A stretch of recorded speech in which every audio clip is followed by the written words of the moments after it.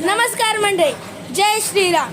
आज आपल्या गुरुकृपा गृहोद्योग मध्ये एक मावशी आलेले आहेत। त्यांचे तब्बल 15 किलो पापड होते।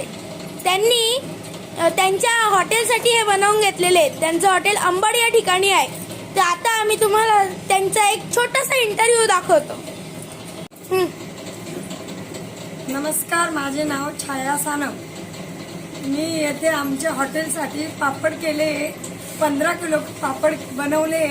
आमचे सोनेरी हॉटेल आहे, तिथं वापरण्यासाठी पापड खूप छान करतात। आमचे मनीष भाऊ एकदम व्यवस्थित पापड बनवतात।